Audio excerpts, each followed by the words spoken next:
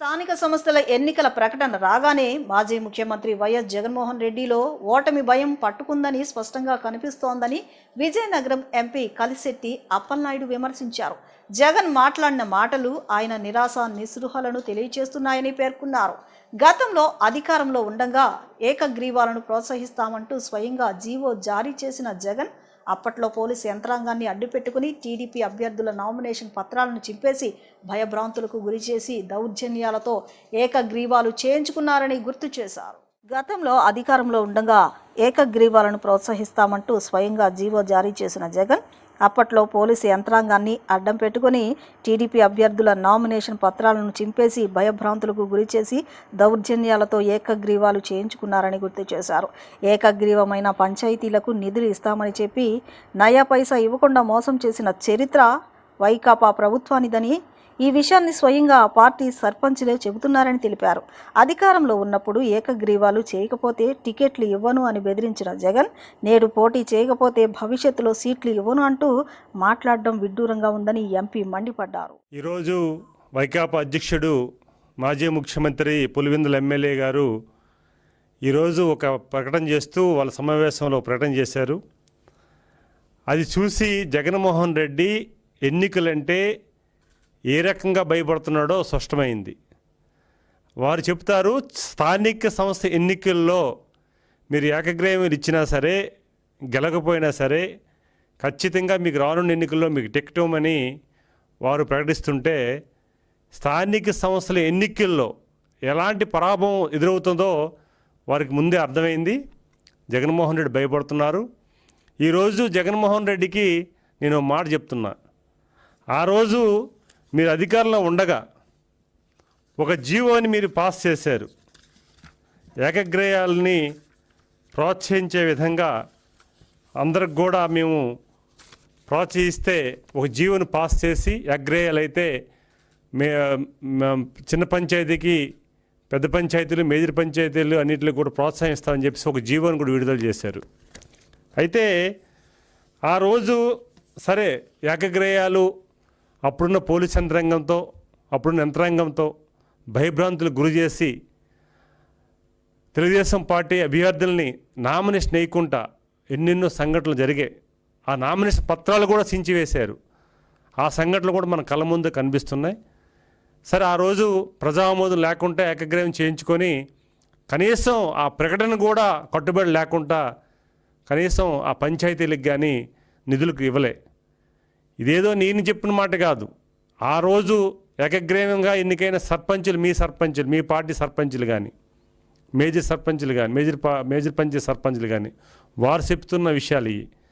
సరే, ఆ రోజు ఎన్నికల్లో ఖచ్చితంగా ఏకగ్రీవాలు అవ్వాలి, ఏకగ్రీవం అయితే తప్ప మేము మీకు ఎమ్మెల్యే సీట్లు ఇవ్వమని చెప్పేసి ఆ రోజు చెప్పిన జగన్మోహన్ రెడ్డి మళ్ళీ ఈరోజు చెప్తున్నాడు, ఈరోజు ఈ ప్రభుత్వంలో కానీ మీరు పోటీ చేయకుండా ఏకగ్రీవాలు ఇస్తే మాత్రం మీరు టికెట్లు రావని. అసలు ఏంటి బేరాలేంటి? ఆంధ్రప్రదేశ్ హైకోర్టు న్యాయమూర్తి జస్టిస్ వెనుతురుమల్లి గోపాలకృష్ణారావుకు ఘన వీడ్కోలు కార్యక్రమాన్ని నిర్వహించారు. పదవి విరమణ చేయనున్న సందర్భంగా హైకోర్టు మొదటి కోర్టు హాల్లో ప్రధాన న్యాయమూర్తి జస్టిస్ లీసా గిల్ సమక్షంలో ఫుల్ బెంచ్ ఆధ్వర్యంలో ఈ కార్యక్రమాన్ని నిర్వహించారు. జస్టిస్ గోపాలకృష్ణారావు నిబద్ధత కలిగిన న్యాయమూర్తిగా సేవలందించారని ప్రధాన న్యాయమూర్తి జస్టిస్ లీసా గిల్ కొనియాడారు. 1964 ఆగస్టు 30న ఉమ్మడి కృష్ణా జిల్లా చల్లపల్లిలో జన్మించిన ఆయన చల్లపల్లి, మచిలీపట్నంలో విద్యాభ్యాసం పూర్తి చేశారు. 1989లో న్యాయవాదిగా ప్రాక్టీస్ ప్రారంభించిన జస్టిస్ గోపాలకృష్ణారావు 1994లో ఏపీ జ్యుడిషియల్ సర్వీసెస్కు ఎంపికై జూనియర్ సివిల్ జడ్జిగా బాధ్యతలు చేపట్టారు. అనంతరం జిల్లా సెషన్స్ జడ్జిగా వివిధ హోదాల్లో సమర్థవంతంగా సేవలందించారు. 2023 జనవరిలో ఆంధ్రప్రదేశ్ హైకోర్టు అదనపు న్యాయమూర్తిగా బాధ్యతలు స్వీకరించిన ఆయన 2024 ఆగస్టులో శాశ్వత న్యాయమూర్తిగా నియమితులయ్యారు. తన పదవీ కాలంలో పలు కీలక తీర్పులు వెలువరించారని ప్రధాన న్యాయమూర్తి తెలిపారు. పదవీ విరమణ అనంతరం జస్టిస్ గోపాలకృష్ణారావు ఆయురారోగ్యాలతో ప్రశాంతమైన జీవితాన్ని గడపాలని జస్టిస్ లీసా గిల్ ఆకాంక్షించారు. తన న్యాయ ప్రస్థానంలో సహాయ సహకారాలు అందించిన ప్రతి ఒక్కరికి జస్టిస్ గోపాలకృష్ణారావు కృతజ్ఞతలు తెలిపారు. విద్యార్థి దశ నుంచే న్యాయవాదిగా, న్యాయమూర్తిగా ఉన్నత శిఖరాలను చేరుకునే వరకు తనకు మార్గనిర్దేశం చేసిన ప్రతి ఒక్కరిని ఈ సందర్భంగా గుర్తు చేసుకున్నారు. ఈ కార్యక్రమంలో అదనపు solicitor general Challa Dhanunjay, advocate general Dammalapati Srinivas, AP high court bar association అధ్యక్షులు ప్రభునాథ్ వాసిరెడ్డి తదితరులు పాల్గొని జస్టిస్ గోపాలకృష్ణారావుకు పదవీ విరమణ శుభాకాంక్షలు తెలిపారు. Spouses, Sri Dhananjay, Learned Additional Solicitor General, Sri Srinivas, Learned Advocate General, Sri Prabhunath Vasireddy, Learned President, AP High Court Advocates Association,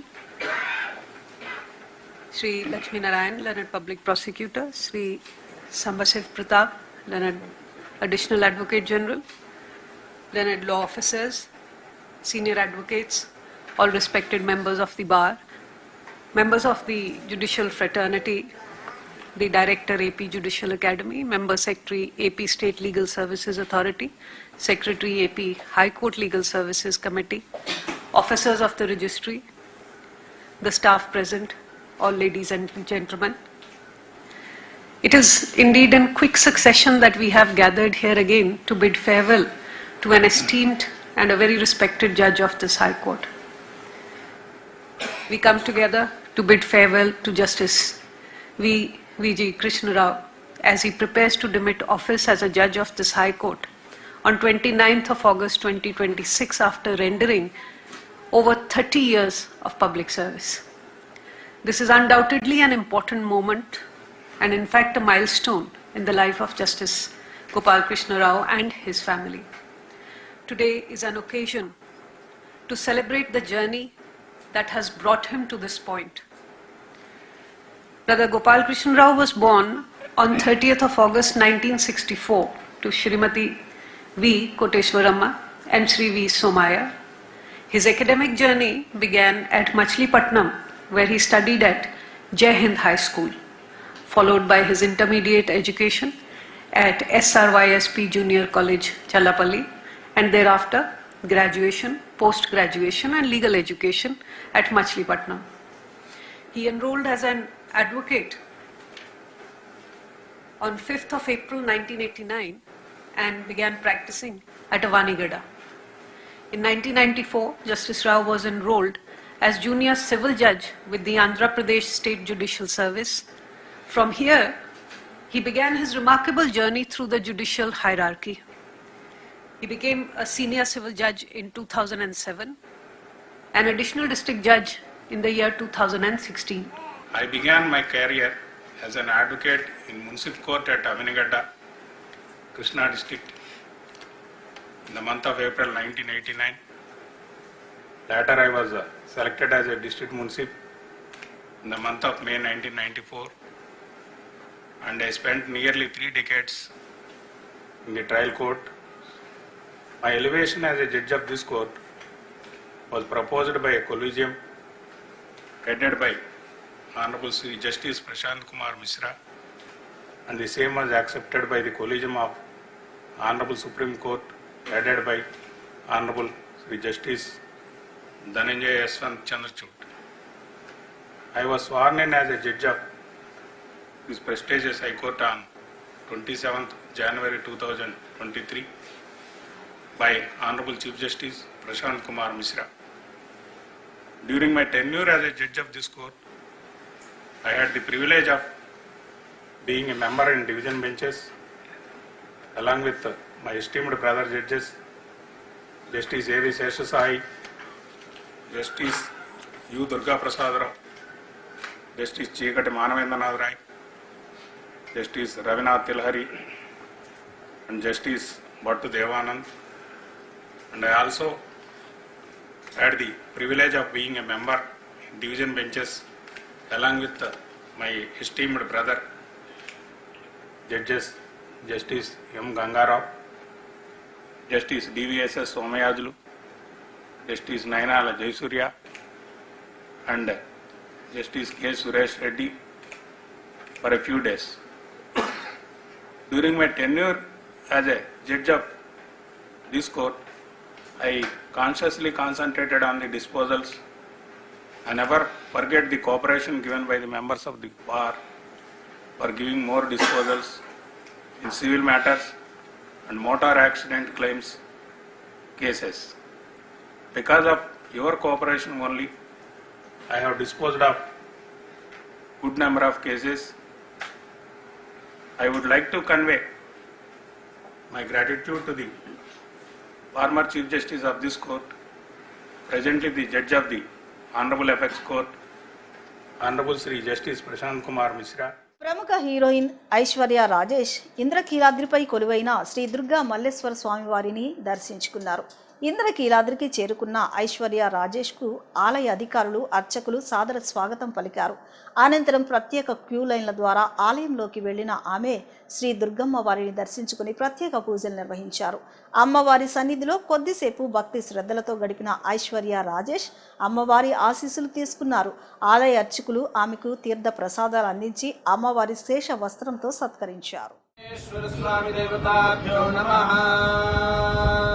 सांग्रहण्येष्ट्यायजते इमां जनतागो संगृह्णामीति द्वादशारत्रीरशना भवति।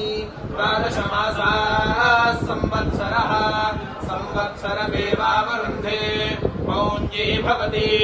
ऊर्ध्वे मुञ्जाः ऊर्जमेवावरुन्धे। चित्रा नक्षत्रं भवति।